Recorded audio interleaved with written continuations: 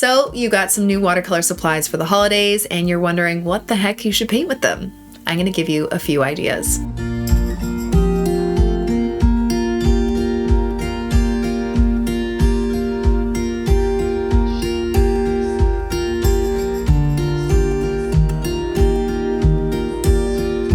Hey friends, welcome back to another video. My name's Lefebvre, and today I'm going to give you some ideas if you're brand new to painting. So let's jump in and get started.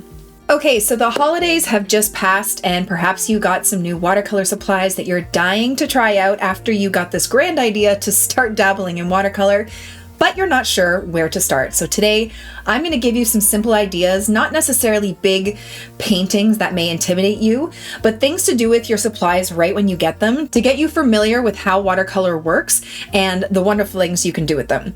So for this, you're going to need your supplies. Here I have a watercolor palette by the brand Mei Liang. They are affiliated with Paul Rubens, but I recommend this as a really good starter palette. So if you don't have supplies yet, this is a good one to get. It has a ton of colors. The quality is actually really great.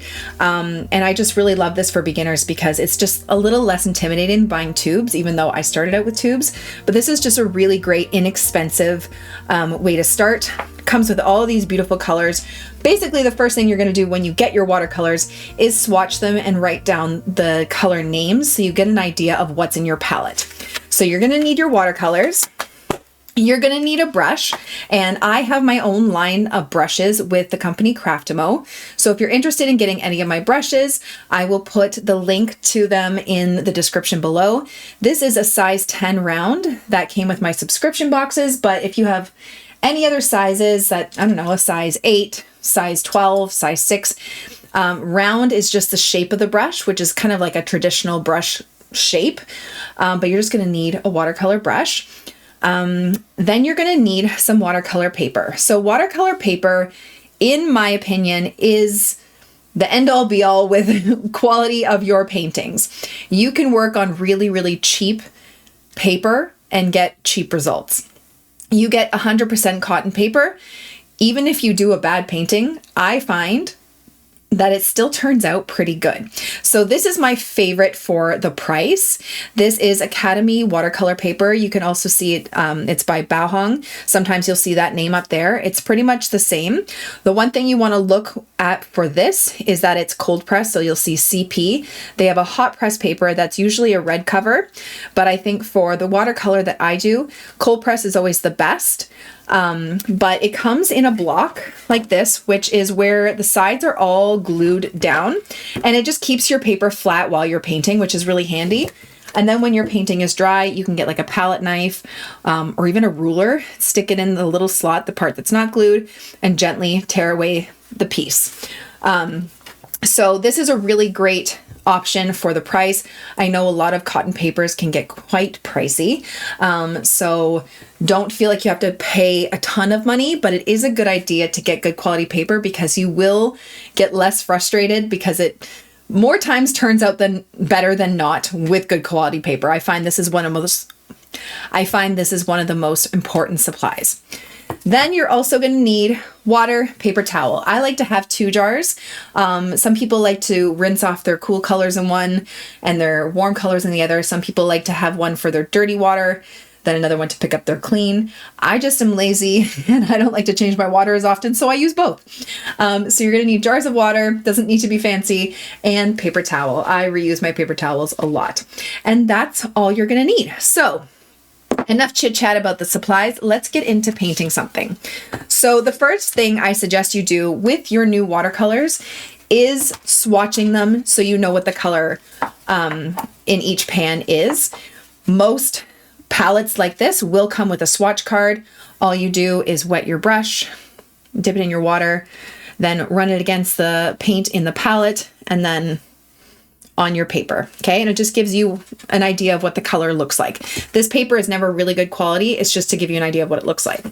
Now, if you have not really played with watercolor before, what I want you to do is to get used to water control in the way that I want you to experiment with different amounts of water and paint, because that is one of the trickiest things that a lot of people have trouble with, but one of the most valuable skills. So I want you to pick a color and wet your brush. So this color's screaming at me right here, this blue one, which I think is light sky blue. And I'm just gonna activate it with water. Sometimes some people like to take a little spray bottle like so, and they'll spray their paints first to activate them all.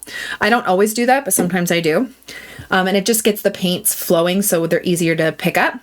But you're just gonna pick up your color, and I want you to just start applying paint down to your paper and start dragging it down to get the feel of how it applies. And what this is going to do is actually start to kind of create a gradient from dark to light.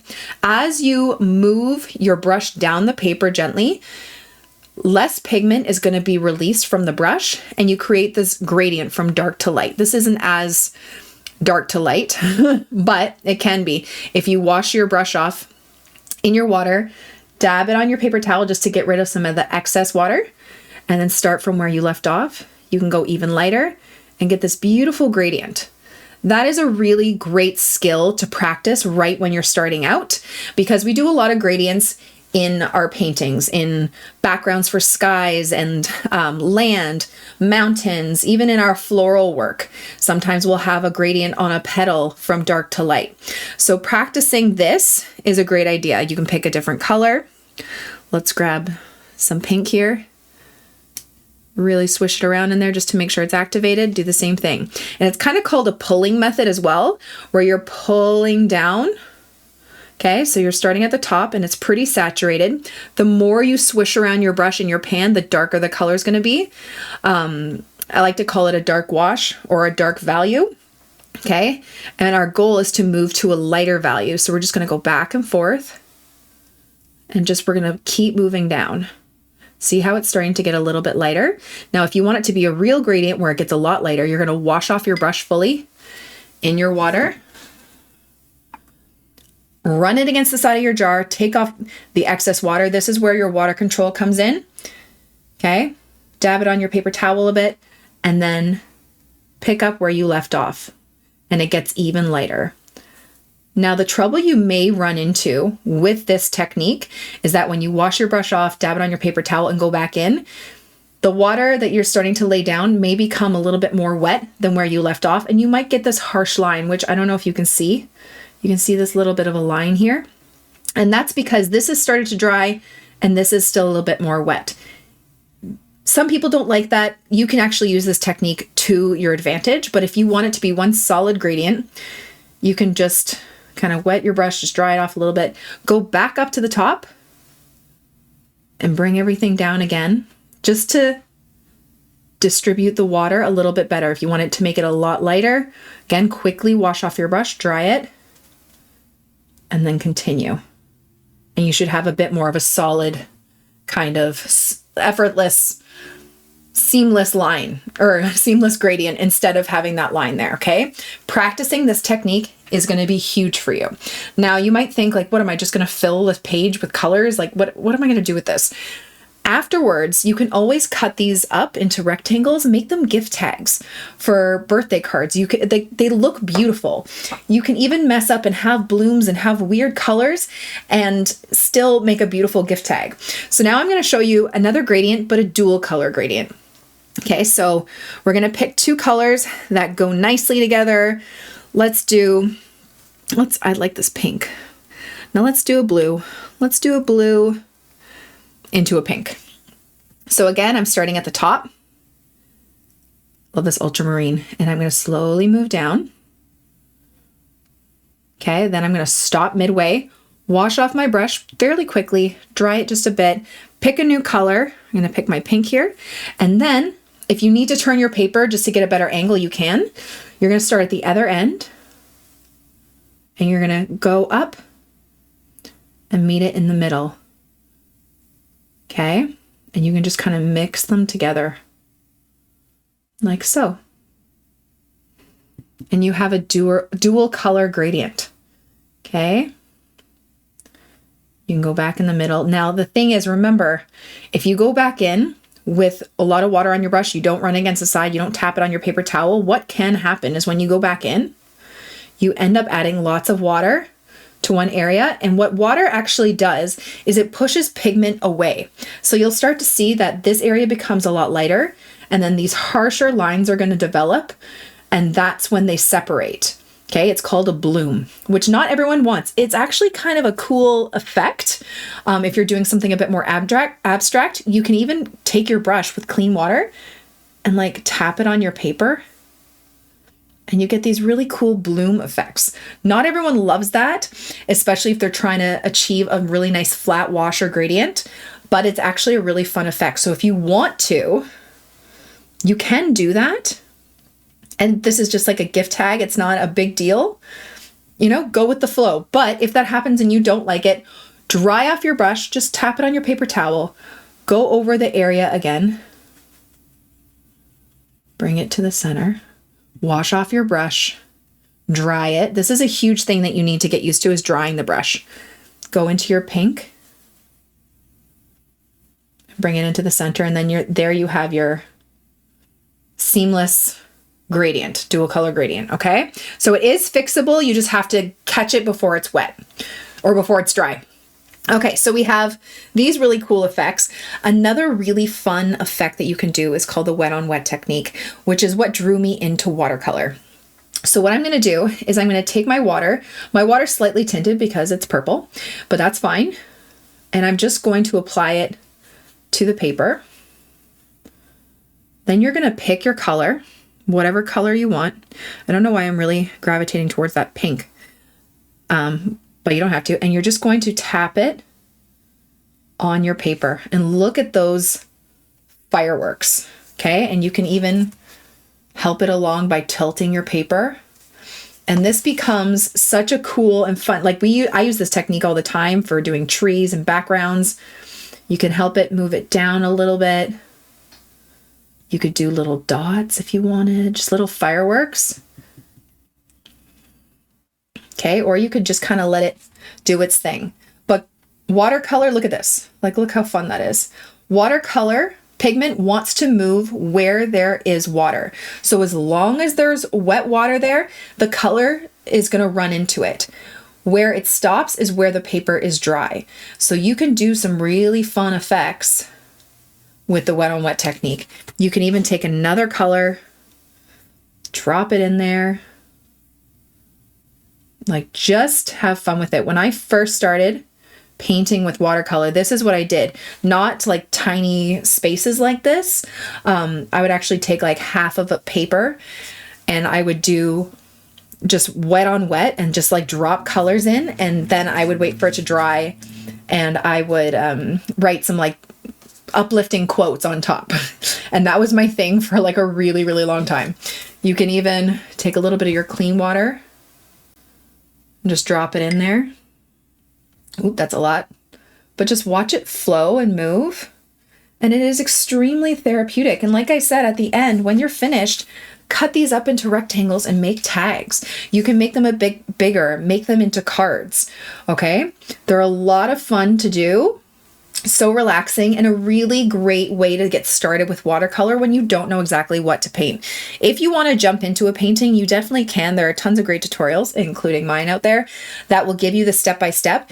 But until you learn the basics of getting a wash down, water control, the wet on wet technique, and what I'm going to show you right after is wet on dry, it can be a little bit tricky to jump right into a painting. It's possible. You will learn something when you do it, but it may be a little bit frustrating. So just know yourself and how you work. And if you thrive off kind of just jumping in and trying things over and over again, do it. But if not, maybe try with something a little bit easier like this. Okay, so we have a regular single color gradient, a dual color gradient. We have wet on wet. Really just have fun with that. Then there's also layering, or the wet on dry technique. And that's when you're painting on a dry surface. So I've already done a layer here of this blue. Now I could go over top of it and I could write something, or I could paint something else. Maybe I'll do, let's do, what, I don't even know what colors these are. Let's do some mountains or something. Okay, I'm going to show you really quickly. I'm just going to take a light wash. So remember, a light wash of our color. And I'm just going to do like these mountains here. Like this. You'll see where I'm going with this in a minute. I'm just going to slightly bring it down. Okay. And you're going to let that dry. Now, I just mentioned the words light wash. And what I mean by that is when you have more water on your brush or in your mixture than paint. So see how light that was? If I went into, was it this one? Yes, indigo. If I went right into my painting really dark and I did this, you can see how dark it is. That would be a dark wash, which I call it, or a dark value. That's going to come out really, really dark. If I want to lighten that up, all I do is, typically what I do is I just wash off my brush a little, run it against the side, and I'll have a lighter wash there. You can always just add water to your mixture here to water it down. And then what I always suggest with that, always tap your brush on your paper towel, get rid of that excess water. The biggest struggle we have as beginners is water control, and we usually tend to use way too much water or not enough, okay? But we want a nice light wash. Tap off that excess color and just dip the tip in your brush like that. And you're going to wait for that to completely dry. So 1 second. Okay, now it's dry. Now I can layer on top. I can do another layer just with slightly darker with another wash over top. And you can have this beautiful layered look like so. Okay.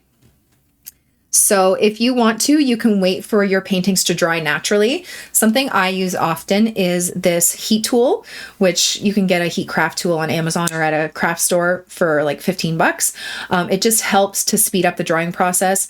I am very impatient, so I like to use one, but you don't have to use one. You can just wait for it to dry, but you need to wait for it to dry when you're doing wet on dry in between layers, because I will show you kind of quickly, this is not completely dry. If I go back over this, it's not completely dry. That's actually almost dry. Okay, maybe not that one, but if I go back over this, I won't get that sharp line like I do here because this is still wet. Okay, this one's fairly dry actually, so that one, you do get kind of a sharp line, but this one is wet, you won't get those sharp lines. So that's a wet on dry technique where you're layering and you get those nice detailed sharp lines. Wet on wet is when you drop in wet color to a wet surface and you get those blurry kind of firework lines. So if I did mountains like this, see how it would just kind of be kind of fuzzy and blurred out. All right, so let me dry this really quickly and we'll do another wash of the mountain or another layer of the mountain. Okay, so it's dry now. I'm gonna do one more layer. I want it to be slightly darker than this, so I don't want it to be as watered down. I could just take a little bit of color. I really just tapped it. I tapped it and it's a pretty dark wash on my brush. They activate very fast. And I'm just gonna go another kind of jagged layer and bring it down like so. If you want it even darker, you could add more color. It's up to you. You could even tap it into that wet area like so.